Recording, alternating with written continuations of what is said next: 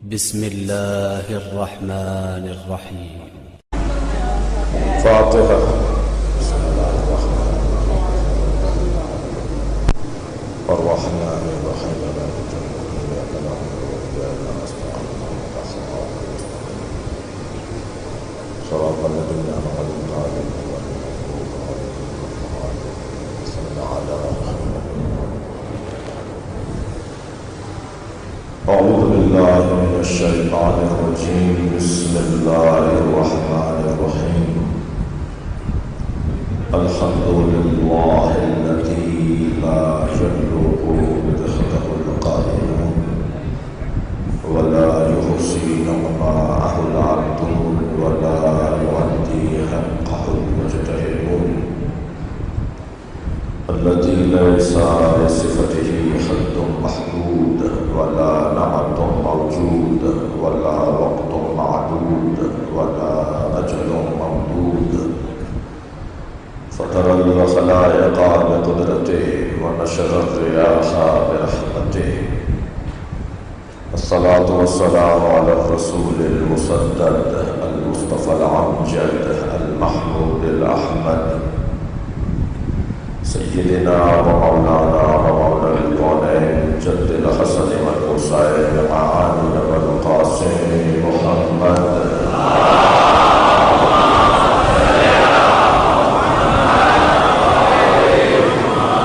وعلى الطيبين الطاهرين المعصومين الذين قال الله إنما يريد الله ليذهب عنكم الرجس أهل البيت ويطهركم تطهيرا.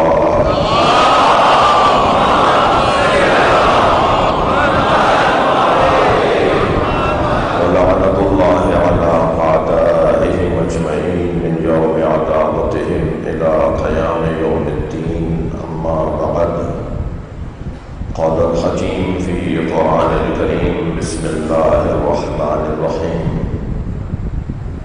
إن الله اصطفى آدم ونوحا وآل إبراهيم وآل عمران على العالمين ذرية بعضها لبعض والله سميع عليم. صلوات.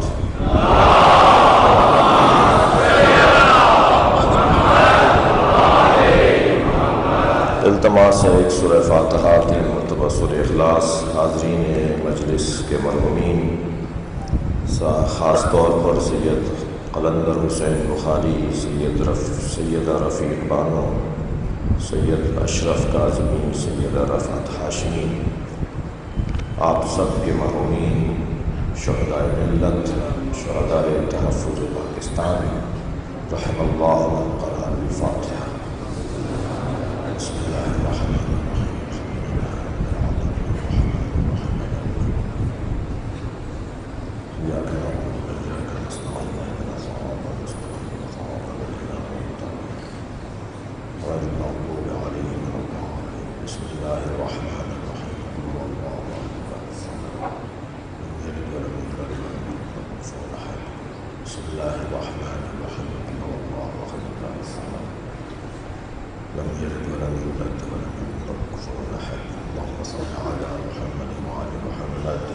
حاجات کی برابری، خاص طور پر بیماروں کی شفا یابی کے لیے سید محب اسد صاحب اور فیملی، آپ سب عزیز و قارب ہیں جو بیمار ہیں، ان کی شفا یابی اور آپ کی حاجات اور خاص جو دعائیں کہی گئی ہیں ان کی برابری کے لیے بلندتر صلوات.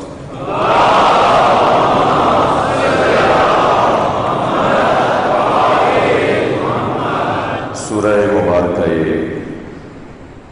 آل عمران کی 33ویں اور 34ویں 2 آیتیں میں نے آپ کے سامنے پڑھی ہیں. اللہ اپنے اس کلام میں اپنے انتخاب کا اعلان کر رہا ہے. اللہ جسے منتخب قرار دے، اللہ جسے چن لے، وہ پھر کسی زمانے میں محدود نہیں ہوتا، بلکہ رب العالمین کا چنا ہوا رحمت للعالمین میں لاتا ہے. جو عالمین کے لیے منتخب قرار پائے، اس کی عظمت در حقیقت اللہ کی طرف سے طے کی گئی ہے۔ جسے اللہ معظم بنائے اسے کوئی کمزور نہیں ڈال سکتا ہے، اللہ جسے طاقتور بنائے اسے کوئی مٹا نہیں سکتا۔ اللہ سے جو جڑ جائے وہ لاغر اور ناتوان بھی ہو تو ہاتھیوں کے لشکر سے لڑ جاتا ہے۔ ابابیل کا پرندہ کتنا بڑا پرندہ ہوگا، ابابیل کا پرندہ کتنا میری اور آپ کی مٹھی میں آ جائے گا، اور جس کا اتنا نحیف سا بدن ہے، اس کی چونچ کتنی بڑی ہوگی، اور اس میں کنکر کتنا بڑا ہوگا، اور ہاتھیوں کی کھال کتنی موٹی ہے۔ کہ جو اللہ سے جڑ جاتا ہے تو وہ اگر نحیف و ناتوان بھی ہو تو پھر وہ بڑی بڑی طاقتوں سے لڑ جاتا ہے۔ لہذا یہاں ذات کردگار انتخاب کا اعلان کر رہا ہے کہ اللہ نے کسی کو منتخب قرار دیا ہے۔ ترجمہ آیت کا محسوس کیجئے گا اور پھر اس ترجمے کے ساتھ تفسیر پر ترجمہ کریں گے، تفسیر پر توجہ کریں گے۔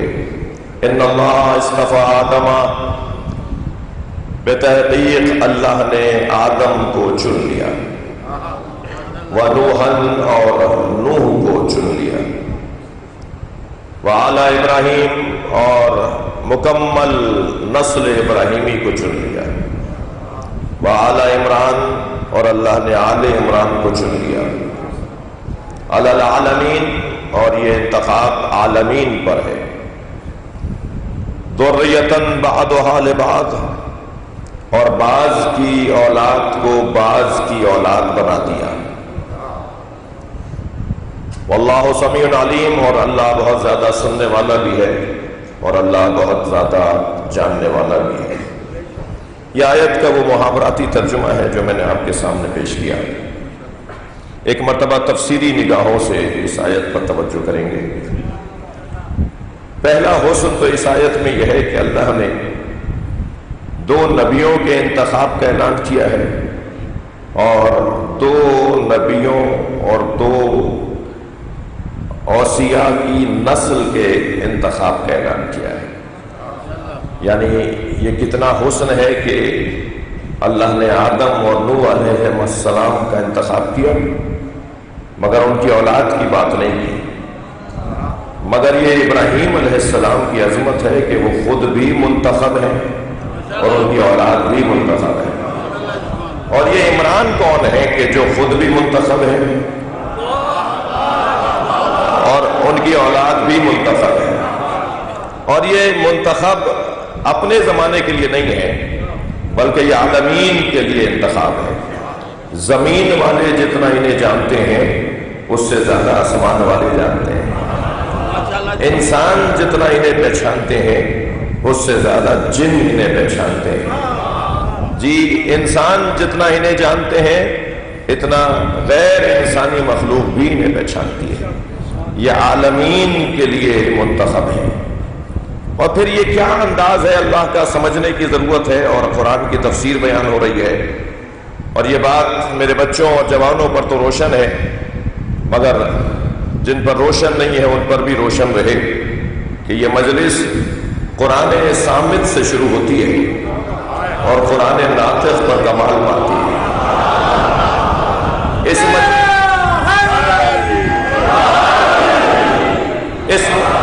مجلس میں تفسیر قرآن بیان ہوتی ہے، اور تفسیر قرآن کیونکہ عربی زبان میں اللہ نے قرآن کو نازل کیا ہے، اور عربی کی جو وسعتیں ہیں، عربی زبان کی جو گہرائیاں ہیں، عربی زبان کی جو پہناوریاں ہیں، عربی زبان کے اندر جو گنجائشیں ہیں، وہی ہیں جو بعض اوقات الجھنوں کا سبب بھی بنتی ہیں اور بعض اوقات حسن بھی نظر آتا ہے۔ تو ظاہر ہے ایک لفظ ہے، اس کی ترجمہ آپ نے کچھ کیا، میں نے کچھ کیا، اور بعض اوقات ترجمے کا فرق بھی ہو جاتا ہے اور بعض اوقات تعبیرات کا بھی فرق آ جاتا ہے، لغتوں کا فرق بھی آ جاتا ہے۔ تو یہ تو حسینی مدرسہ ہے، اور حسینی مدرسے میں ویسے بھی اس بات کی تو کوئی الجھن ہی نہیں ہے کہ کون آ رہا ہے اور کون نہیں آ رہا۔ انجمن ذوالفقار حیدری کے جوان دروازے پر نہیں کھڑے شناختی کارڈ دیکھنے کے لیے کہ آنے والا کسی خاص مسلک کا ہی ہو، بلکہ یہ حسین کا خیمہ ہے، ہر آنے والے حر کے لیے کھلا ہوا ہے۔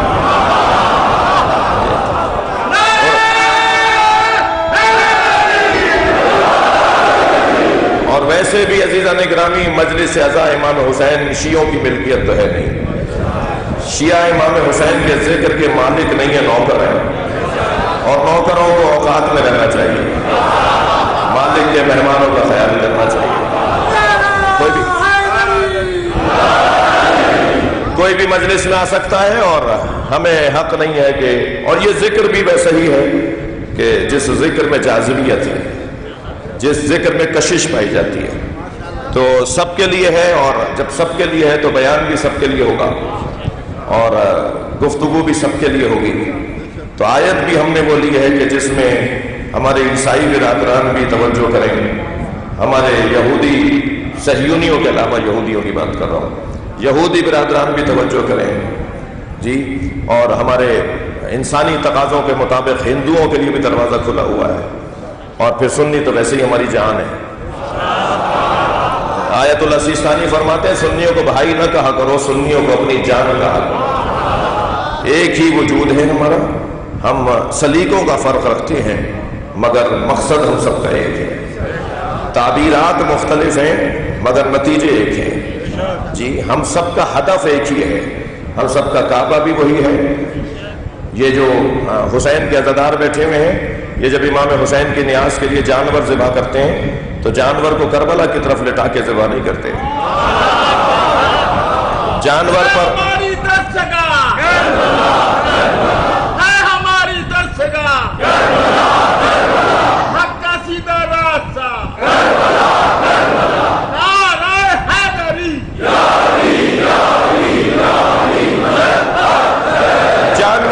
جانور پر یا حسین کہہ کر چھری نہیں چلاتے، جانور پر اللہ اکبر کہہ کر ہی چھری چلاتے ہیں۔ قبلہ بھی جانور کا قبلے کی طرف ہی رخ کرتے ہیں، جب اللہ کے نام کر دیتے ہیں تو تصدق حسین میں کھا لیتے ہیں جی۔ بہت سارے لوگ عقیقہ کا کھانا کھاتے ہیں، سالگرہوں کے کھانے کھاتے ہیں، اس میں بھی لکھا ہوا ہوتا ہے کہ فلاں کا عقیقہ ہے اور فلاں کی سالگرہ ہے، تو وہ کھانا بھی کسی بچے کے نام پہ کھلایا جا رہا ہوتا ہے، اور وہ کھانا بھی کسی دولہا کے نام پر ہی ولیمے کا کھلایا جا رہا ہوتا ہے۔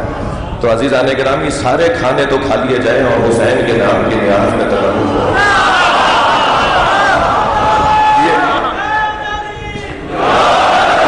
تو یہ بات عمومی ہے اور بات روشن ہے کہ ہم جس انداز سے قافلہ لے کر آئے ہیں اسی انداز سے قافلے کو آگے لے جانا چاہتے ہیں۔ آیت کا ترجمہ تفسیری نگاہوں سے ایک مرتبہ پھر دیکھیے۔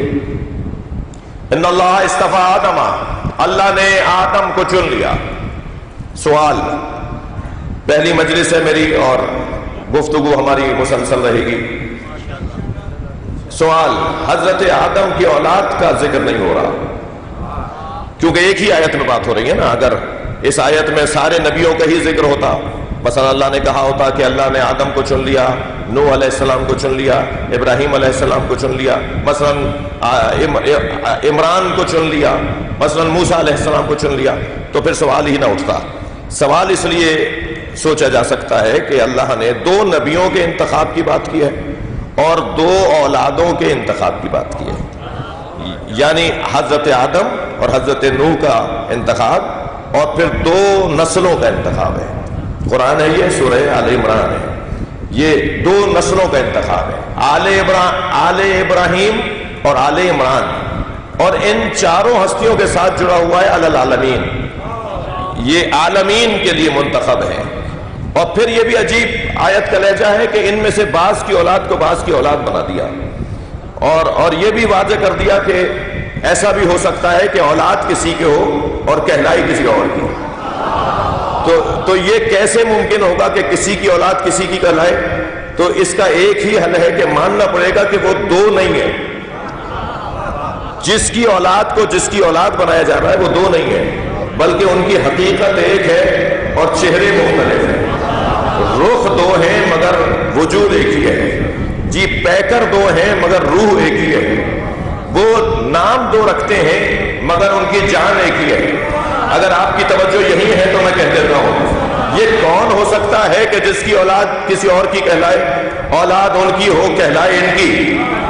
تو میرے مولا علی نے ایک خط کا جواب لکھا تھا جس میں مولا نے فرمایا تھا، توجہ، مولا نے کسی کے خط کا جواب دیا تھا، اس میں حضرت نے فرمایا تھا کہ میرا مقایسہ کسی سے نہیں ہوگا. علی نے فرمایا تھا میرا مقایسہ کسی سے نہیں ہوگا. اور پھر اس کی دلیل کے طور پر فرمایا، وہ دلیل کے طور پر مولا علی نے فرمایا، توجہ چاہوں گا، حضرت فرماتے ہیں سبقتکم الی الاسلام توبہ، میں تم سب سے پہلے اسلام کی دعوت کو قبول کرنے والا ہوں. وَمُقِرًّا بِالنَّبُوَّةِ بَطْنَ أُمِّي، میں نے ماں کے شکم میں نبی کا کلمہ پڑھا ہے. توجہ چاہوں گا، بٹھائیے، جگہ دیجئے نا، جگہ دیجئے، بٹھائیے.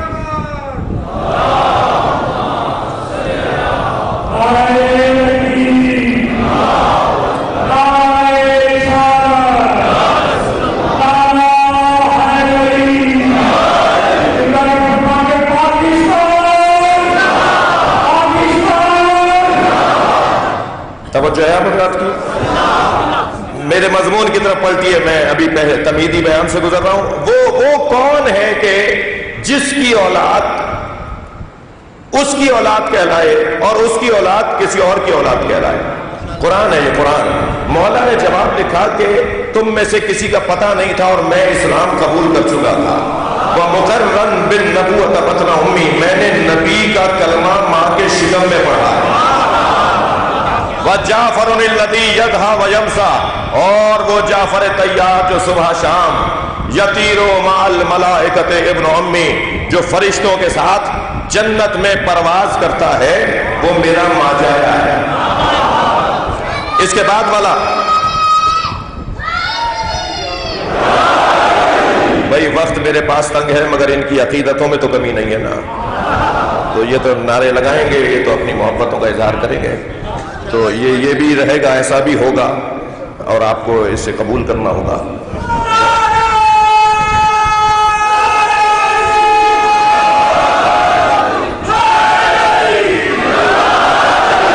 مولا کا جواب سنیے ذرا.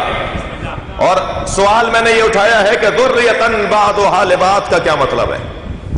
بعض کی ذریت بعض کی ذریت بن جائے، بعض کی اولاد بعض اور کی اولاد بن جائے، یہ کیسے ممکن ہے؟ مولا علی جواب دے رہے ہیں، فرماتے ہیں وَبِنْتُ مُحَمَّدٍ سُكْنِي وَعُرْسِي، نبی کی دختر میری راحت جان ہے. مَسُوطٌ لَحْمُهَا بِلَحْمِي وَدَمِي، اس کا خون میرا خون ہے، اس کا گوشت میرا گوشت ہے. اس کے بعد والا مصرع سنیے مولا علی کا، فرماتے ہیں وَسِبْتَ أَحْمَدٍ وَلَدَايَ مِنْهَا، میں نبی کے دو بیٹوں کا باپ ہوں. صلوات پڑھیں محمد و آل محمد.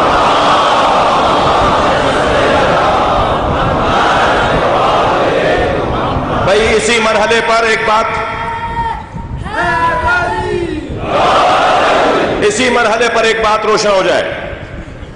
یہ جتنے بھی لوگ بیٹھے ہوئے ہیں یہ تو بہت بڑا مجمع نہیں ہے جی، یہ تو بہت بڑا مجمع نہیں ہے. آج پہلی مجلس ہے، بہت سے لوگوں کو تو یہ پتا چلے گا کہ بیٹھے کتنے بجے تھے. اور بھائی 8:30 9:30 بجے بیٹھ گئے تھے تو ہمیں اتنے بجے پہنچنا ہے. توجہ ہے؟ دنیا جہان میں جہاں بھی امام حسین کی مجلس ہو رہی ہے، یہ حسینی مدرسہ ہے جو عظمت اہل بیت کو بیان کرنے کے لیے کھلتا ہے. اور یہ سارے معتبر لوگ، سارے پڑھے لکھے لوگ، سارے حیثیتوں والے لوگ، سارے طالب علم، یہ سب چاہنے والے، یہ محبان نبی اور آل نبی، یہ اہل بیت کی عظمت سننے کے لیے آئے. اور ہمیں حکم خدا و رسول یہ ہے کہ اہل بیت کی عظمت کو بیان کرو. اور عظمت اہل بیت کا بیان عزیزان گرامی وہ ایک حسین منظر ہے کہ جسے کبھی اللہ بناتا ہے. تھوڑا سا گردن ہلاتے رہیے گا میری جاری بات. کبھی رسول اللہ وہ منظر بناتے ہیں اور کبھی صحابہ کرام وہ منظر بناتے ہیں. جب صحابہ کرام نے آ کر نبی مکرم سے پوچھا کہ یا رسول اللہ نئے نئے مسلمانوں میں اضافہ ہے مگر ہمیں یہ پتہ نہیں چل پا رہا کہ آنے والوں کی نیتیں کیا ہیں. تو سرکار نے فرمایا پریشان نہ ہوا کرو. سرکار نے فرمایا پریشان نہ ہوا کرو. اگر کسی کے ایمان پر تمہیں کوئی شک ہو رہا ہو تو اس کے سامنے علی کی بات کر دیا.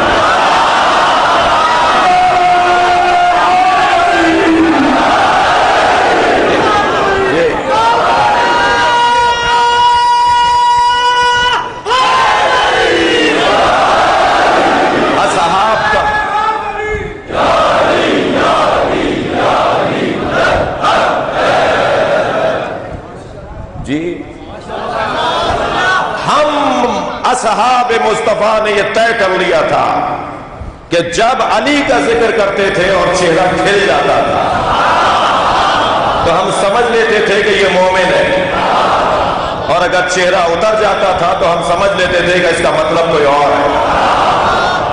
تو یہ وہ باب ہے جس وادی میں ہم آج قدم رکھ رہے ہیں. میں اپنے حصے کا قدم رکھ رہا ہوں. آمادہ ہے بات آگے بڑھے؟ سرکار فرماتے لو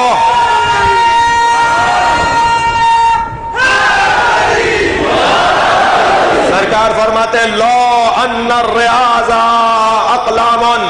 توجہ، اگر ساری دنیا کے درخت قلم بن جائیں، لو ان الریاض اقلام، اگر ساری دنیا کے درخت قلم بن جائیں، والبحار مداد، اور ساری دنیا کے سمندر روشنائی بن جائیں، والجن حساب، اور جن حساب کرنے بیٹھے، والانس کتاب، اور انسان لکھنے بیٹھے، ما احصو فضائل علی بن ابی طالب، تو علی کے فضائل کو نہ جن حساب میں لا سکتے ہیں نہ انسان لکھ سکتے ہیں.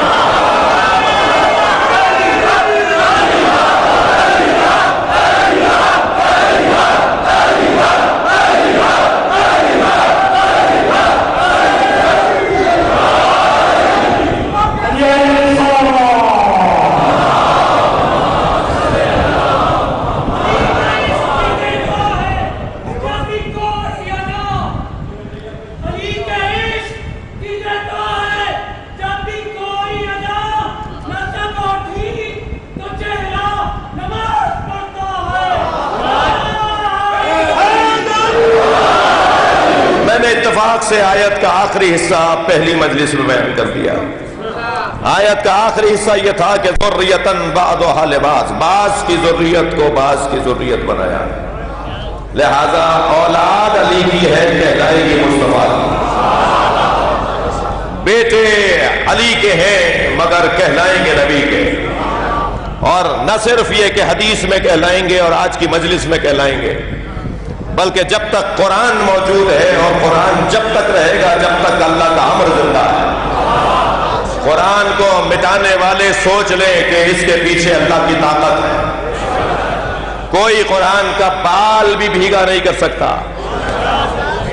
کوئی قرآن کا من اور فی بھی کم نہیں کر سکتا، کوئی قرآن مجید کا زبر اور زیر بھی کم نہیں کر سکتا. اس کے پیچھے اللہ کا ارادہ ہے. اور خبردار، یہ باتیں پرانی ہو گئی کہ فلاں کا 40 پاروں کا قرآن اور فلاں کا 30 پاروں کا قرآن وہی ہے جو ہے. صلوات پڑھیں محمد و آل محمد.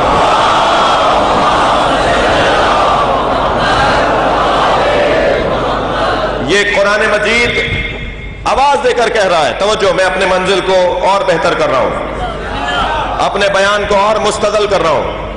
ذریتاً بعضها لبعض، بعض کی ذریت بعض کی ذریت بنا دی گئی. یہ اللہ قرآن میں کہہ رہا ہے. اس کو کوئی اور مثال لا کے دکھائیے سوائے اس گھرانے کے کہ ذریت علی کی ہوگی، کہلائے گی نبی کی. آواز آئے گی فمن حاجک فیہ من بعد ما جاءک من العلم، سورہ مبارکہ نساء آیت نمبر 61. فمن حاجک فیہ من بعد ما جاءک من العلم، اے میرے حبیب، علم آ جانے کے بعد اگر کوئی کٹ حجتی کرے، زدم زدہ کرے، بحثم بحثی کرے، فقل، تو ان سے کہہ دو تعالوا ندعو ابناءنا وابناءکم، ہم اپنے بیٹے لاتے ہیں، تم اپنے بیٹے لاؤ. ادھر قرآن نے کہا ذریۃ بعضھا لباس، ذریۃ بعضھا لباس، ایک کی ذریت کو دوسری کی ذریت بنایا. اور یہاں قرآن ہی نے کہا، دیکھیں تفسیر وہ حسین ہے جو آیت سے آیت کی ہو. میں کوئی حدیث پیش کروں گا تو شاید کوئی کہے کہ اس کی سند پر بات ہونی چاہیے، اس کے راویوں پر بحث ہونی چاہیے، اس کی درایت پر بحث ہونی چاہیے. ہم آیت سے آیت کو سمجھنے کی کوشش کر رہے ہیں. ایک کی ذریت کو دوسری کی ذریت بنا دیا. توجہ. اور پھر قرآن کی دوسری آیت نے کہا فَقُلْ تَعَالُوا نَدْعُوا أَبْنَاءَنَا وَأَبْنَاءَكُمْ، اے میرے حبیب ان سے کہہ دو کہ ہم اپنے بیٹے لاتے ہیں، تم اپنے بیٹے لاؤ. وَنِسَاءَنَا وَنِسَاءَكُمْ، ہم اپنی بیٹیاں لاتے ہیں، تم اپنی بیٹیاں لاؤ. طالب علم بیٹھے ہوئے ہیں، اللہ کرے ہم سب کو اللہ کرے ہم سب طالب علم ہی رہیں، آخری وقت تک ہم طالب علم رہیں. بھائی اگر آپ 50 پی ایچ ڈی ہولڈر بھی ہو جائے نا تو یہی دعا کیا کریں کہ اللہ کرے ہم طالب علم رہیں. اس لیے کہ میری اور آپ کی حیثیت کیا ہے، جب اللہ کو اچھا لگتا ہے کہ میرا محمد بھی مجھ سے علم مانگے. قل رب زدنی علما، اے میرے اللہ میرے علم میں اضافہ فرما. یہ جو اللہ سے علم نبی مانگ رہے ہیں تو پھر ہمیں بھی تو طالب علم رہنا چاہیے. طالب علم ہی کو طالب خدا کہا جاتا ہے. جتنا طالب علمی بڑھے گی اتنا ہی طلب خدایا بڑھے گی، اتنا ہی اللہ کی معرفت بڑھے گی، اتنا ہی ہم معرفت پروردگار میں آگے آتے چلے جائیں گے. ایسا ہی ہے. تو اللہ کرے ہم طالب علم رہے ہمیشہ. میں صاحبان حیثیت لوگوں سے کہہ رہا ہوں کہ یہ ایک چھوٹا سا جملہ ضرور ہے مگر یہ میری خود پسندی کو مٹانے کا ایک بہترین ذریعہ ہے. یہ ایک چھوٹا سا جملہ ہماری خود پسندی کو، انانیت کو مٹانے کا ایک ذریعہ ہے. میرے بچوں جوانوں، حسین کے ساتھ اگر چلنا چاہتے ہو تو اپنی ذات کو مٹاؤ. کربلا والوں کے ساتھ ہر آدمی نہیں چل سکتا. کربلا والوں کے ساتھ وہ چلے گا جو اپنی ذات کی نفی کرے. اور یہ میں نہیں کہہ رہا، حسین مولا نے کہا ہے من کانا باطلا فینا فلیرحل معنا، جو اپنی ذات سے ہاتھ اٹھانے کو تیار ہے فلیرحل معنا، وہ مجھ حسین کے ساتھ چلے. انانیت اور خود پسندی اور حسینیت یہ دونوں چیزیں جڑتی نہیں ہیں. کیا کریں کہ خود پسندی ختم ہو جائے؟ کیا کریں کہ میں کا پہاڑا بند ہو جائے؟ کیا کریں کہ انائیت اور انانیت ختم ہو جائے؟ وہ کون سی مشق ہے کہ جس کی وجہ سے ہم اچھے انسان بن سکتے ہیں؟ ہمیں کچھ کرنا ہوگا کہ جب ہماری انا ہم سے دور ہوگی. جی وہ جو کرنا ہے نا ہمیں، ان میں سے ایک نقطے کی طرف آپ کی توجہ چاہتا ہوں، اور وہ یہ ہے کہ اپنے آپ کو ہمیشہ یہ سوچا کرو. میں بچوں سے بات کر رہا ہوں، جوانوں سے بات کر رہا ہوں، بزرگوں سے مجھے دعا چاہیے.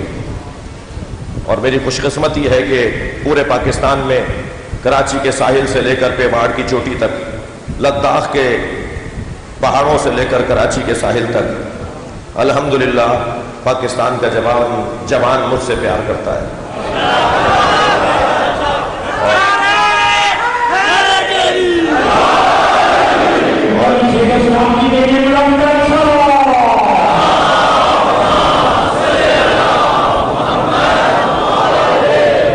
یہ ہماری ملکی اور ہماری شہری انتظامی امور کا حصہ ہے کہ میرے شناختی کارڈ پہ کراچی لکھا ہوا ہے، ورنہ میں کراچی کا نہیں ہوں. جی میں پاکستانی ہوں. میں تو فارسی بھی اردو لہجے میں بولتا ہوں، میں عربی بھی اردو لہجے میں بولتا ہوں، تاکہ عربوں کو پتہ چلے کہ یہ پاکستان سے آیا ہے. جتنا پاکستان سے محبت کا پیغام الحمدللہ ہم نے دیا ہے، شاید کسی کا ریکارڈ نہ ہو. جی بعض لوگوں کے 1% لوگوں کے ذہن میں یہ خیال آیا ہوگا، جو خیال دھل جائے گا. الحمدللہ پاکستان میں یہ نعرہ بھی ممبر سے لگانے کی توفیق ہمیں ہوئی کہ پاکستان زندہ باد. یہ بدعت حسنہ بھی میری طرف سے ہوئی ہے. جو نہیں جانتے وہ ذرا ریکارڈ نکال کے دیکھیں. پچھلے سال جب پاکستان کو توڑنے کی باتیں ہو رہی تھیں تو انہی ممبروں سے ہم نے کہا تھا اتنا پاکستان زندہ باد کا نعرہ لگاؤ کہ پاکستان کے دشمنوں کی نیندیں حرام ہو جائیں.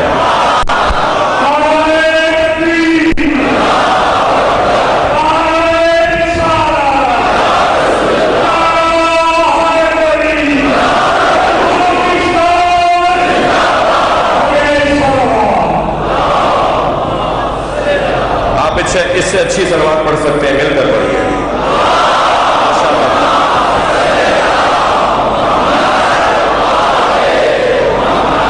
میں ایک نسخہ دے رہا تھا, حیدری صاحب ایک نسخہ دے رہا تھا کہ جس کی طرف میرے جوان میرے بچے توجہ کریں. اور ذات کی نفی کے لیے, انانیت کو مٹانے کے لیے, جس کے بغیر حسین کے ساتھ چل نہیں پائیں گے ہم. قافلہ حسینی سن 61 ہجری میں بند نہیں ہوا ہے جی. حضرت ابراہیم نے 2500 سال پہلے کہا تھا کہ مکے آؤ, تو آج تک مکے کیوں جا رہے ہیں آپ؟ کربلا میں حسین نے کہا تھا کوئی ہے جو ہماری مدد کرے, تو وہ کربلا میں مدد نہیں مانگ رہے تھے حسین. قیامت تک حسینیت کا میدان گرم ہے. یہ جو آج آپ جمع ہیں, مجھے تھوڑی بات پوری کرنے دیں. یہ جو آج آپ جمع ہیں نا, یہ حسین کی دعوت پہ آئے ہیں. یہ امام حسین نے, بھائی میری بات کرنے دو تھوڑی سی. یہ جو آج آپ جمع ہیں نا, یہ آپ امام حسین کی دعوت پہ آئے ہیں. اور حسین مولا نے جو سن 61 ہجری میں بلایا تھا اس کی لبیک ہے جس کو آپ کہنے آئے. ایک اور حسین آنے والا ہے, اور اتنی تیاری رکھو کہ اس حسین کو کوئی کربلا میں اکیلا کر کے نہ مارے, بلکہ یہ سارا مجمع حسین, آنے والے حسین کی مدد کے لیے نکلے.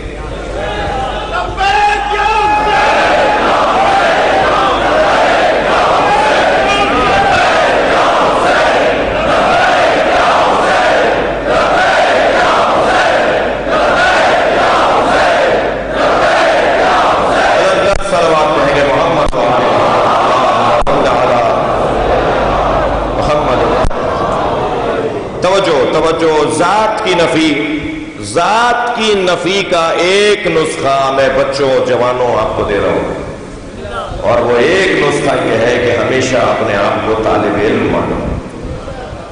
ہمیں اور سیکھنا ہے, ہمیں اور جاننا ہے, ہمیں اور سمجھنا ہے. کسی بھی مرحلہ علم پر اپنے آپ کو عالم نہ سمجھنا, دانشور نہ سمجھنا. ہو سکتا ہے کہ کل تک کی معلومات آپ کی کمزور پڑے اور آج کی معلومات اس پہ غالب آ جائے اور قافلہ بڑھتا چلا جائے. لہذا سوال ہو سکتا ہے مجھ سے مجلس کے بعد کہ مولانا ترجمے میں آپ نے کہا کہ فَقُلْ تَعَالُوا نَدْعُ أَبْنَاءَنَا وَأَبْنَاءَكُمْ, ہم اپنے بیٹے لاتے ہیں تم اپنے بیٹے لاؤ.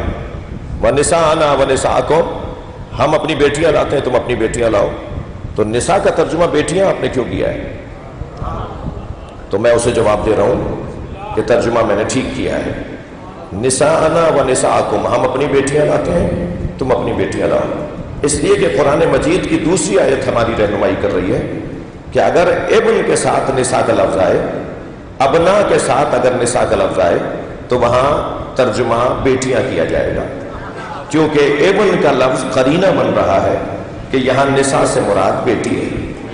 اور اگر نبی کی زوجاؤں سے متعلق بات ہو رہی ہو اور نساء کا لفظ آ جائے تو پھر یہ نہیں کہا جائے گا کہ اے نبی کی عورتوں, بلکہ کہا جائے گا اے نبی کی زوجاؤں, اس لیے کہ قرینہ موجود ہے.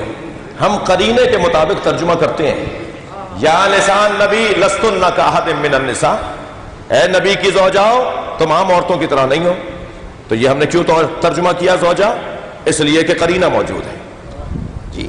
وہاں بھی اگر میں ترجمہ کر رہا ہوں کہ نساءنا و نساءکم, ہم اپنی بیٹیاں لاتے ہیں تم اپنی بیٹیاں لاؤ, تو کیونکہ ایبن کا لفظ آیا ہے تو ایبن کے ساتھ اگر نساء کا لفظ آئے تو پھر ترجمہ ہوگا بیٹی. یذبحون ابناءکم ویستحیون نساءکم, وہ تمہارے بیٹوں کو ذبح کرتے تھے اور بیٹیوں کو چھوڑ دیتے تھے. تو وہاں نساء کا ترجمہ آپ نے بیٹی اس لیے کیا کہ وہاں ابن کو ذبح کرنے کی بات ہو رہی ہے اور نساء کو چھوڑنے کی بات ہو رہی ہے. تو اگر نساء ابن کے ساتھ آئے تو ترجمہ بیٹی ہوگا. کیا فرمایا؟ ہم اپنی بیٹیاں لاتے ہیں، تم اپنی بیٹیاں لاؤ. ہم اپنے جیسے لاتے ہیں، تم اپنے جیسے لاؤ. انفسنا وانفسکم، ہم اپنے جیسے لاتے ہیں، تم اپنے جیسے. پھر کیا ہوگا؟ ثم نبتہل فنجعل لعنت اللہ علی الکاذبین، اور پھر مباہلہ ہوگا اور جھوٹوں پہ اللہ کی لعنت ہوگی. یہ قرآن کی آیت سورہ مبارکہ ہے نساء کے اندر.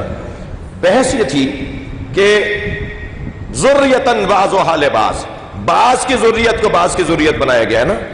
تو بعض سے مراد نبی اور ذریت جس کی ہے وہ علی. قرآن میں نبی ابنا انا کی جگہ حسین کو گود میں لے کر گئے اور امام حسن کو انگلی پکڑائی گئی. سارے عالم اسلام نے دیکھا یہ 9 ہجری کا واقعہ ہے، یہ اوائل اسلام کا واقعہ نہیں ہے کہ جو بعد میں تحقیق ہو کہ کون مراد ہے. ایک بڑی تعداد میں عالم اسلام منظم ہو چکا ہے. نبی نے پوری دنیا کو دکھایا کہ میرے بیٹے کون ہیں. صلوات پڑھیں محمد و آل محمد.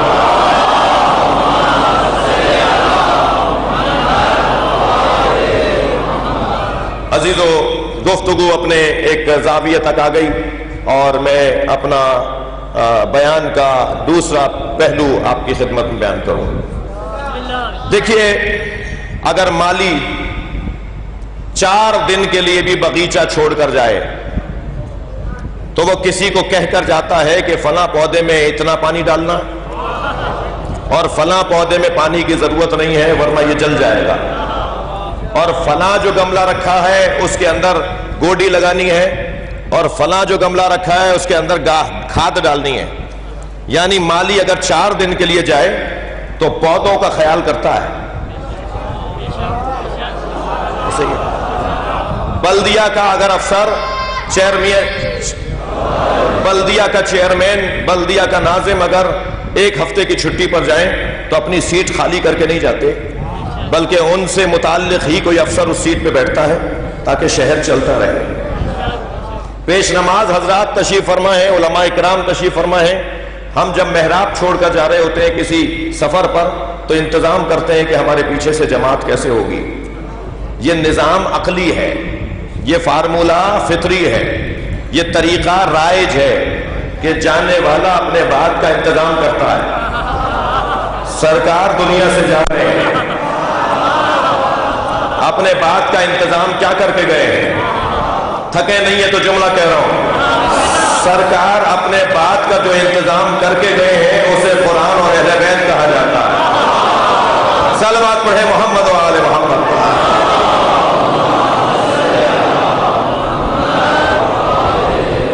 ہمارے پاس قرآن بھی موجود ہے اور ہمارے پاس اہل بیت کا فرد بھی موجود ہے.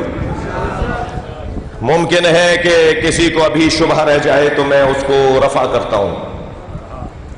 نبی نے فرمایا لن یفترقا حتی یردا علی الحوض. قرآن اور اہل بیت ایسے جڑے ہوئے ہیں کہ یہ ایک دوسرے سے علیحدہ نہیں ہوں گے یہاں تک کہ حوض کوثر پہ دونوں مجھ سے آ کے ملیں گے. تو جس نبی نے کہا تھا نا کہ اللہ ہے، بھائی ہم نبی کا اللہ مان رہے ہیں نا جی. نبی سے ہٹ کر اللہ اگر مانیں گے تو پھر اللہ ہی نہیں مانا جائے گا. اللہ چاہتا تو کہہ دیتا ہو اللہ احد، سورہ یہاں سے شروع ہو جاتا، سورہ توحید ہو اللہ احد سے شروع ہو جاتا، لیکن ہو اللہ احد سے سورہ توحید شروع نہیں ہو رہا. قل ہو اللہ احد، تم تو ہو کہ وہ اللہ احد ہے. یعنی ہمیں اگر اللہ بھی ماننا ہے تو مصطفیٰ کا اللہ ماننا ہے. تھک تو نہیں رہے میری باتوں سے؟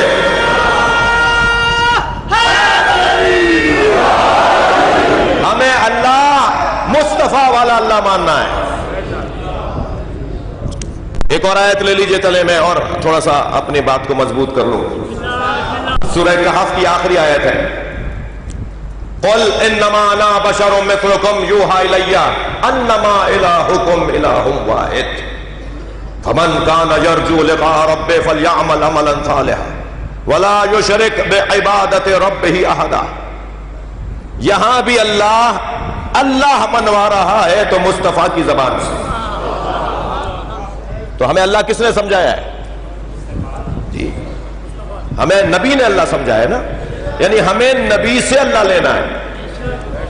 اچھا اگر اللہ نے کہہ دیا ہوتا کہ اے میرے حبیب ان سے کہہ دو کہ ایک اللہ اور مان لے، تو اللہ ماننے میں تو یہ غنی تھے. جو 363 اللہ مان چکے تھے وہ ایک اور اللہ مان لیتے. مگر نبی نے کب کہا کہ ایک اللہ مان لو؟ نبی نے کہا پہلے کہو کوئی اللہ نہیں ہے سوائے اللہ کے. یہ مشکل کام ہے. لوگ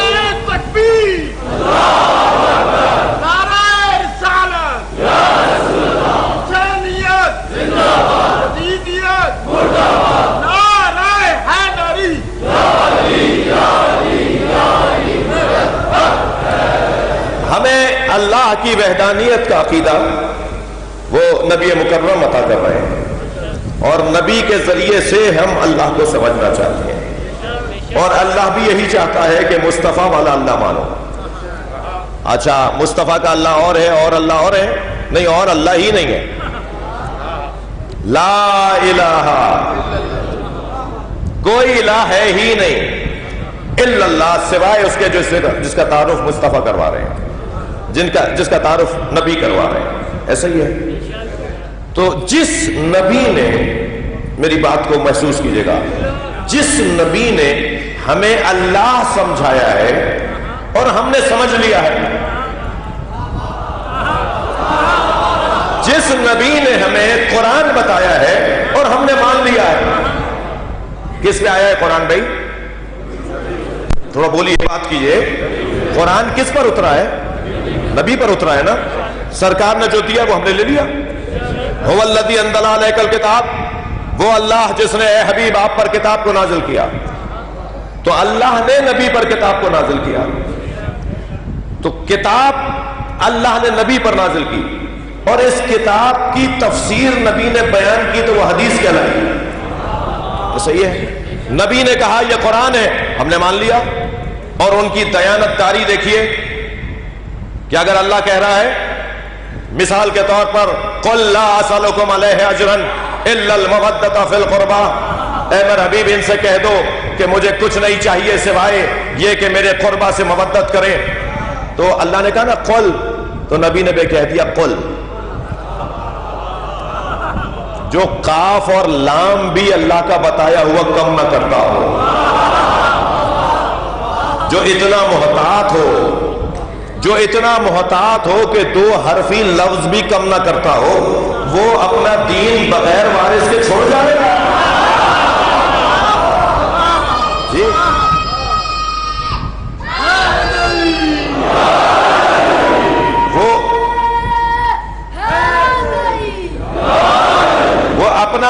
وہ اپنا پیغام بغیر سنبھالنے والے کے چھوڑ جائے گا. تو وہ اللہ، وہ نبی جس نے اللہ سمجھایا، وہ نبی جنہوں نے قرآن سمجھایا، وہی کہہ رہے ہیں کہ میں 2 چیزیں چھوڑے جا رہا ہوں، قرآن اور اہل بیت.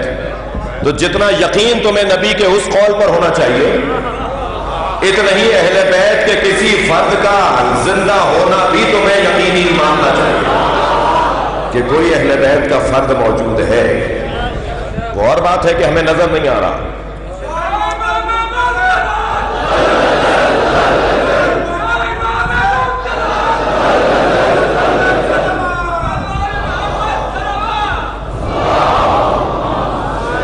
ماشاءاللہ.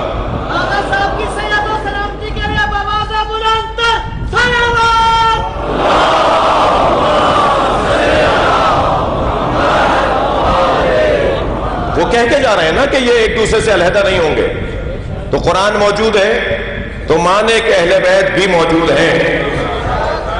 میں دیکھ نہیں پا رہا تو یہ میرا عیب ہے بھائی. جتنی برائیوں کی باتیں ہیں میں اپنی طرف منسوب کروں گا. اگر میں دیکھ نہیں پا رہا تو یہ میرا عیب ہے. اور بھائی میری آنکھیں کب سے معیار ہو گئی؟ جو دیکھوں وہی ہو. میں جو دیکھ لوں گا وہی مانوں گا. یہ معیار کب سے ہوا؟ بہت ساری چیزیں مجھے نظر نہیں آتی مگر وہ ہیں. جی ہوا ہے یا نہیں؟ نظر آ رہی ہے. اسے ہم یقین کے ساتھ کہتے ہیں کہ ہوا ہے، جبکہ ہم نے دیکھا نہیں ہوتا. ہمیشہ دیکھنے کے لیے آنکھیں ضروری نہیں ہوتی ہیں. بھائی تھوڑا تھوڑا توجہ بڑھا دیجیے گا. ہمیشہ دیکھنے کے لیے چشمے سر ضروری نہیں ہے. یہ چشمے سر تو بڑی محتاج ہے. یہ تو وہ دیکھتی ہے کہ جو نہیں ہوتا، اور یہ وہ دیکھ لیتی ہے جو ہوتا نہیں ہے. یہ وہ نہیں دیکھتی جو ہوتا ہے. اس کے اوپر کبھی بھروسہ نہ کیجیے گا، یہ تو دھوکہ دیتی ہے. شراب کو دیکھ کر میں کہتا ہوں پانی ہے. تھوڑا گردن ہلاتے رہیے گا اگر بات جا رہی ہوتا. شراب کو دیکھ کر میں کہتا ہوں پانی ہے، قریب جاتا ہوں تو پانی نہیں ہوتا. یہ پنکھا جو آپ کے اوپر چل رہا ہے یہ تھال کی طرح گھوم رہا ہے، جبکہ اس کے 3 پر ہیں، تھال نہیں ہے. انگارے کو میں دائرے میں گھماؤں تو ویل محسوس ہوگا، جبکہ وہ ایک انگارہ ہے. بہت ساری چیزیں ہیں کچھ اور، نظر کچھ اور آتی ہیں. میری پرانی مثال ہے، تھک کر نہیں سنیے گا.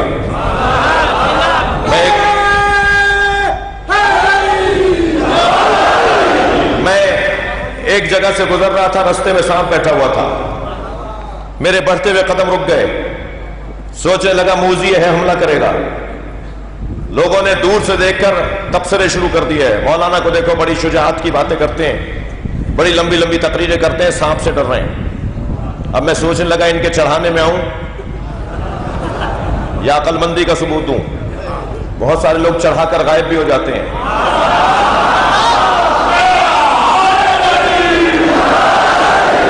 اللہ نے مجھے توفیق دی ہے، نہ میں کسی کے چڑھانے میں چڑھتا ہوں اور نہ کسی کے اتارنے پہ اترتا ہوں.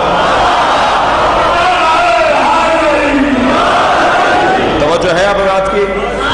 اب میں سوچنے لگا کہ یہ باتیں کر رہے ہیں مجھے اکسانے کی، اور اگر ان کے کہنے میں آگے بڑھ گیا تو سانپ ہے یہ تو ڈسے گا. ابھی سوچ رہا تھا، کھڑا سوچ رہا تھا کہ یہ چھوٹا سا بچہ میرے برابر میں آ کے کھڑا ہوا. مثال دے رہا ہوں، یہ چھوٹا سا بچہ میرے برابر میں آ کے کھڑا ہوا اور کہنے لگا مولانا یہ پلاسٹک کا سانپ ہے. جیسے ہی مجھے معلوم ہوا پلاسٹک کا سانپ ہے، میں نے اسی پر پیر رکھا، اسے کچلتا ہوا آگے چلا گیا. بھائی دو جملے ہدیے کروں گا آپ کو، اور دونوں جملے تاریخ ساز جملے ہوں گے. توجہ چاہ رہا ہوں. جیسے ہی مجھے معلوم ہوا یہ پلاسٹک کا سانپ ہے تو میں نے اسی پر پیر رکھا اور کچلتا ہوا چلا گیا. معلوم یہ ہوا جب حقائق روشن ہو جاتے ہیں تو اقدامات بھی تبدیل ہو جاتے ہیں.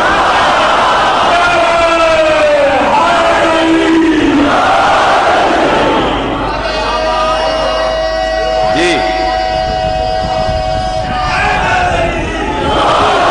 تھکے تو نہیں ہے؟ جملہ ہدیہ کرنے جا رہا ہوں. پہلا جملہ تو بھائی میں تو یہی تحفے دوں گا آپ کو. جی جب حقائق روشن ہو جاتے ہیں تو اقدامات بھی تبدیل ہو جاتے ہیں. دوسرا جملہ ہدیہ کر رہا ہوں. ساری دنیا جس یزید سے ڈر رہی تھی، حسین اس کی حقیقت کو جان لیتے. لبیک یا حسین.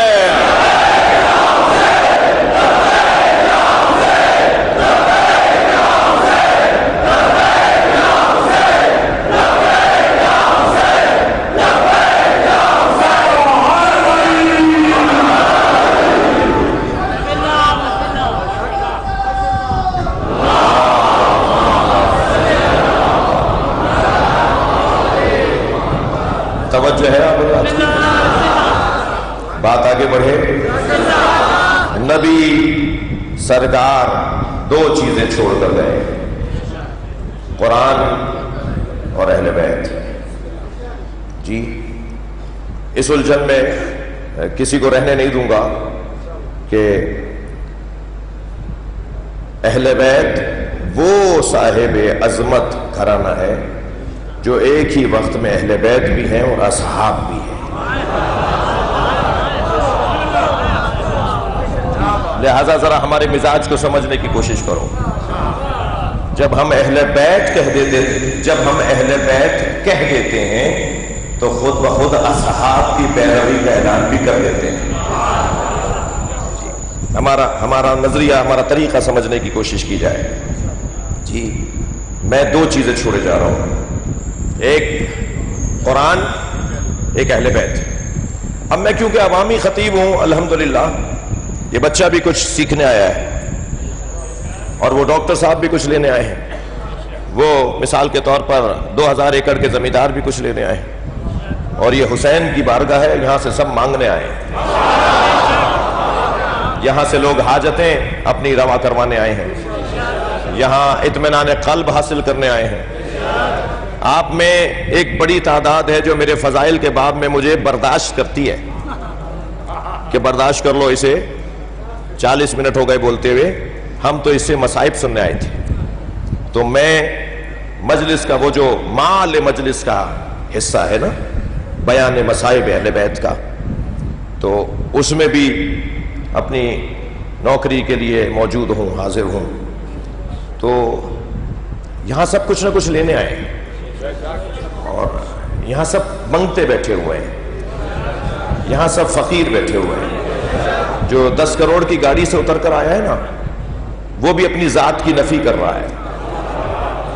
تھکے نہیں ہیں تو جملہ کہوں، مجھے معاف کر دیجئے گا، میرے 2-3 جملے تکراری ہیں. اسلام آباد بہت آنا ہوتا ہے، میں پہلی دفعہ نہیں آیا ہوں جی، سال بھر آنا ہوتا ہے اسلام آباد. جنہیں نہیں پتا انہیں بتا دیجئے کہ میں سال بھر آتا ہوں.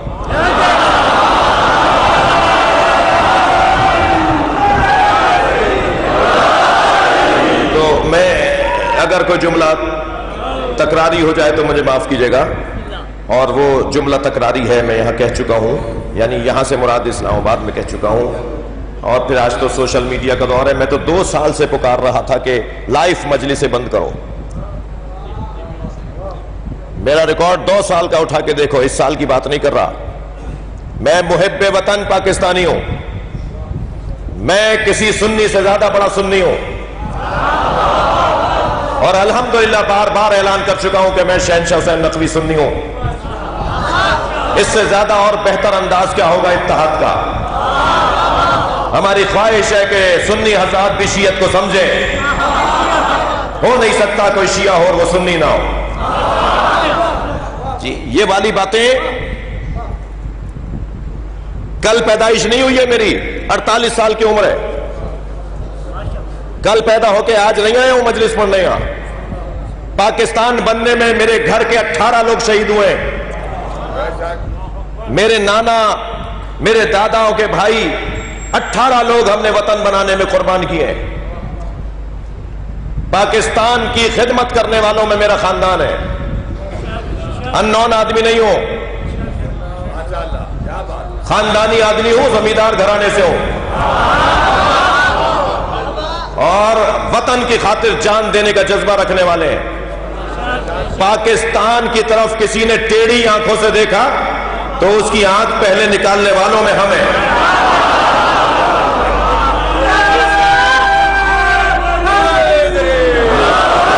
اور یہ کوئی جذباتی باتیں نہیں ہیں، یہ کسی کو راضی کرنے کے لیے بھی نہیں ہے.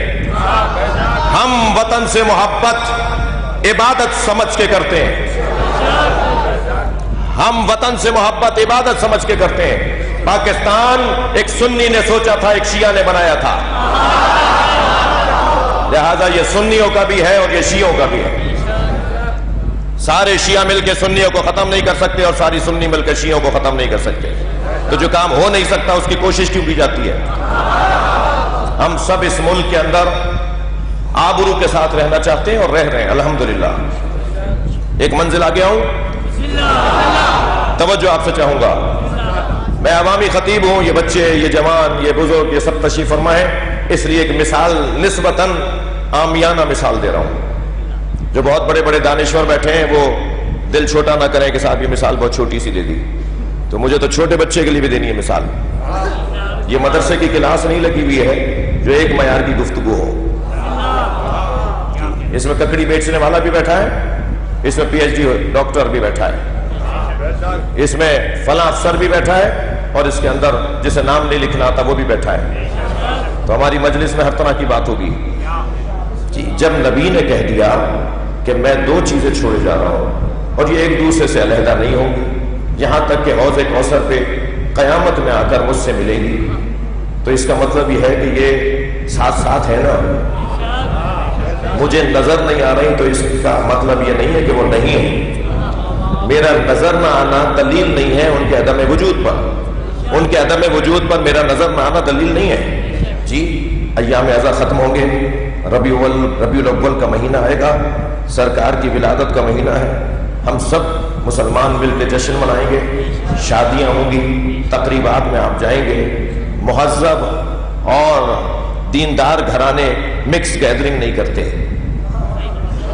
جو مہذب گھرانے ہوتے ہیں وہ خواتین اور مردوں کا اختلاط نہیں کرتے، وہ قناعت لگواتے ہیں یا دو بڑے ہال لیتے ہیں برابر برابر میں کہ یہاں عورتیں رہیں گی شادی میں اور یہاں مرد آئیں گے کھانا کھانے کے لیے، ایسے ہی ہے۔ تو عزیزو، مردوں میں دولہا بیٹھا ہوتا ہے اور عورتوں میں دلہن بیٹھی ہوتی ہے۔ ساری عورتیں دلہن کو دیکھ دیکھ کر یقین رکھتی ہیں کہ وہاں دولہا ہے، جبکہ انہوں نے دولہا کو دیکھا نہیں ہوتا، اور سارے مرد دولہا کو دیکھ دیکھ کر یقین کرتے ہیں کہ وہاں دلہن ہے، اگرچہ مردوں نے دلہن کو دیکھا نہیں ہوتا، مگر جب یہ طے ہوا ہے کہ دولہا ہوتا ہے تو دلہن بھی ہوتی ہے، دلہن ہوتی ہے تو دولہا بھی ہوتا ہے، تو جب نبی نے کہہ دیا قرآن اور اہل بیت ساتھ ساتھ ہیں، تو اگر قرآن موجود ہے تو مانو پردے میں کوئی اور بھی ہے جسے اہل بیت کہا ہے۔ صلوات پڑھیں محمد و آل محمد۔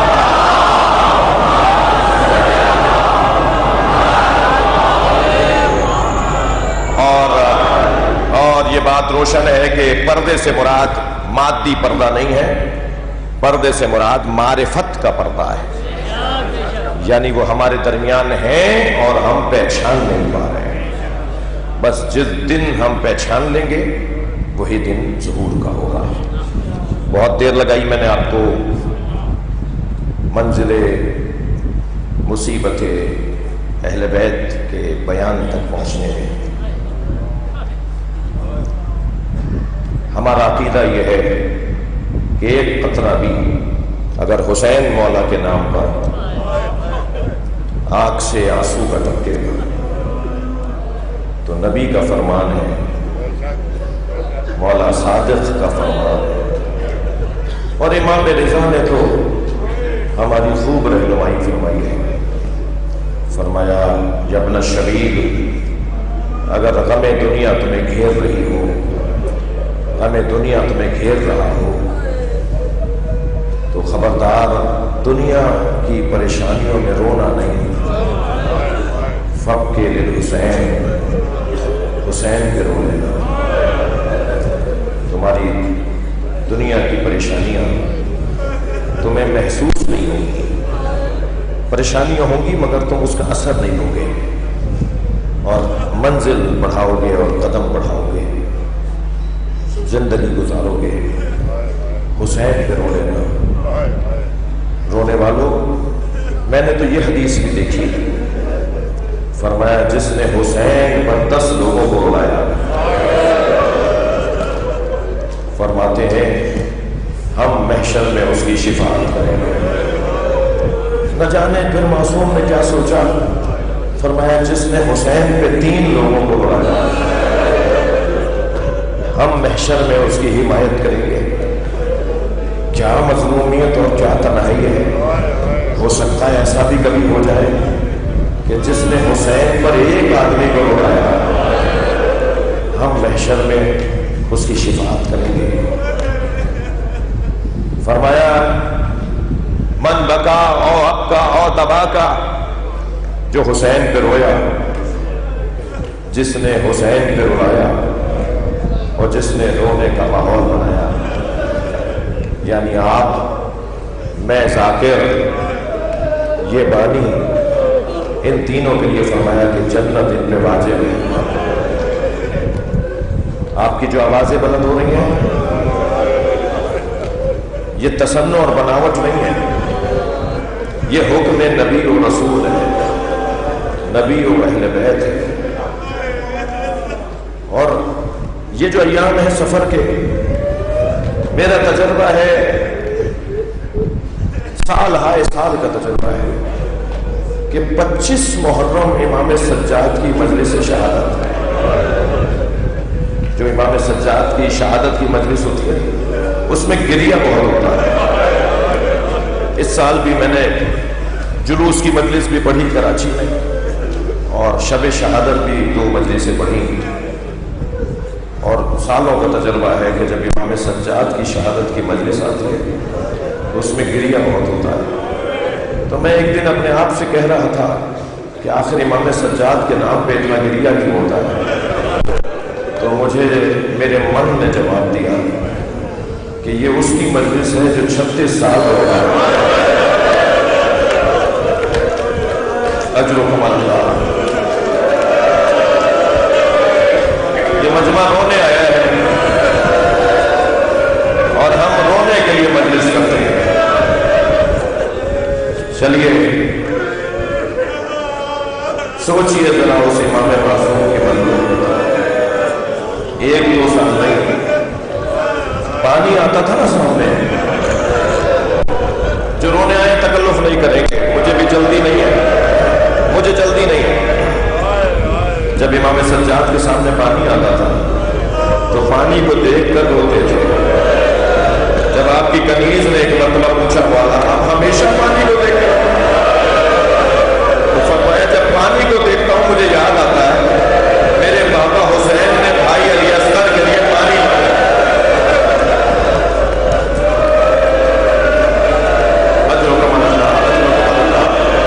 اپنی آوازوں کو آزاد کریں گے جب آپ بلند آواز سے روتے ہیں۔ امام جعفر صادق دعا دیتے ہیں۔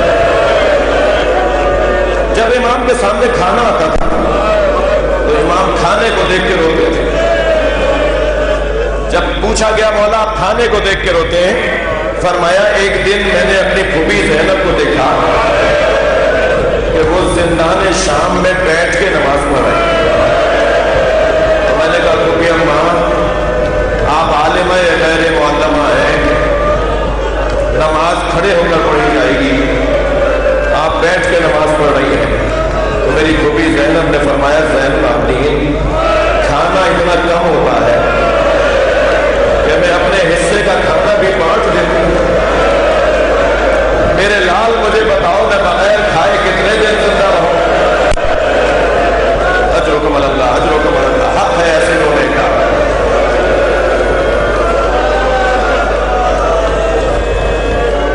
قصاب جانور کو ذبح کر رہا تھا، قصائی جانور کو ذبح کر رہا تھا، تو امام تیز تیز چلے اور قریب آ کے روکتے ہوئے کہا اسے پانی پلا لیا؟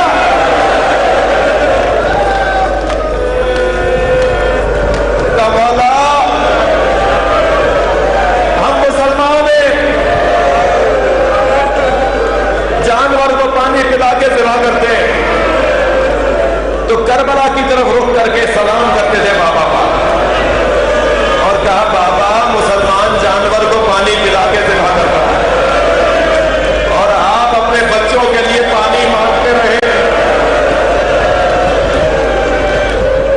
اجرکم اللہ، اجرکم اللہ۔ جب مجلس میں ایسا گریہ ہونا جیسا آج ہو رہا ہے تو امام زمانہ کو دعوت دیا کریں، اور آئیے ایک نگاہ ہماری اس مجلس پر بھی کیجیے۔ اور آئیے اسلام آباد میں پورے پاکستان کے لوگ بیٹھے ہیں، مولا یہ حاجت مند اور فقیر بیٹھے ہیں۔ اجرکم اللہ۔ ایک قصائی نے اچانک اپنے دکان پہ رکھے ہوئے گوشت پہ کپڑا ڈالنا شروع کر دیا، تو خریداروں نے پوچھا تم گوشت چھپا کیوں رہے ہو؟ کہنے لگے وہ دیکھو زین العابدین کہاں ہے۔ وہ جب گوشت کو دیکھیں گے تو روئیں گے۔ اجرکم اللہ، اجرکم اللہ۔ بڑے سخت سخت جملے کہہ رہا ہوں میں، بڑے سخت جملے کہہ رہا ہوں۔ کسی نے پوچھا مولا آپ گوشت کو دیکھ کے روتے ہیں؟ فرمانے لگے جب میں گوشت کے ٹکڑے دیکھتا ہوں مجھے کربلا میں گوشت کے بکھرے ہوئے ٹکڑے آتے ہیں۔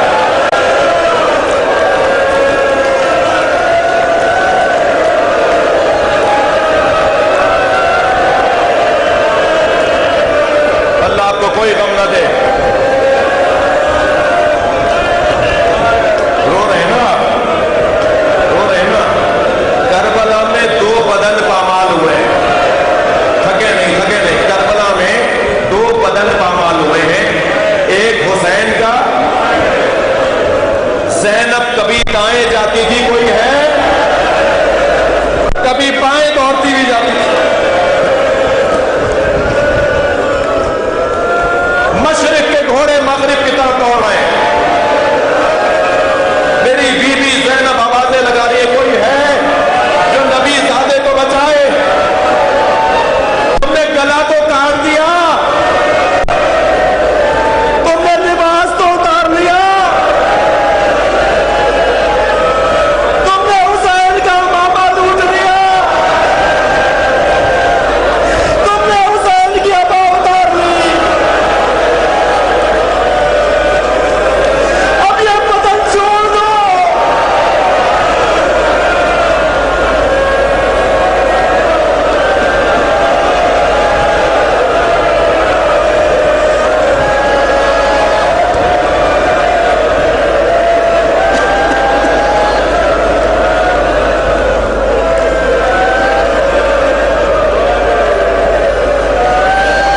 یہ وطن چھوڑ دو، یہ نبی کا نواسا ہے۔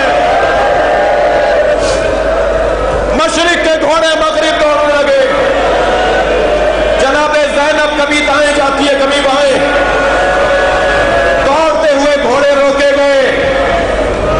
عجب نہیں بی بی زینب کو تسلی ہوئی ہو کہ کسی نے میری آواز سن لی۔ پوچھا اماں یہ گھوڑے روک دیے گئے؟ کہا حبیب کا لاشا اٹھا رہے ہیں۔ یزیدی سپاہیوں میں چند سپاہی باہر آ گئے اور وہ کہہ رہے ہیں ہم نے حبیب کا نمک کھایا ہے، ہم اپنی آنکھوں کے سامنے حبیب کے لاشے کی بھی حرمتی نہیں دیکھیں گے۔ پھر گھوڑے دوڑے اور روک دیے گئے۔ اما فضا یہ گھوڑے کیوں روکے گئے؟ کہا زہیر خین کا لاشا اٹھا رہے ہیں، ہم نے زہیر کا نمک کھایا ہے۔ سنیں گے اللہ دارو، حق ہے نہیں رونے کا؟ سارے لاشیں اٹھا لیے، ایک زہرا کا لال، کربلا کا میدان، تازہ سنے لگے گھوڑے، مشرق کے گھوڑے مغرب دوڑ گئے، حسین کی پسلیاں کمر سے نکلی، بہن نے بھائی کو نہیں پہچانا، تم ہی حسین ہو زینب کے بھائی۔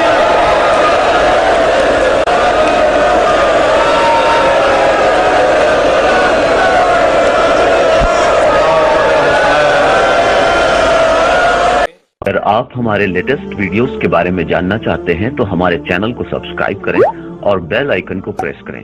شکریہ۔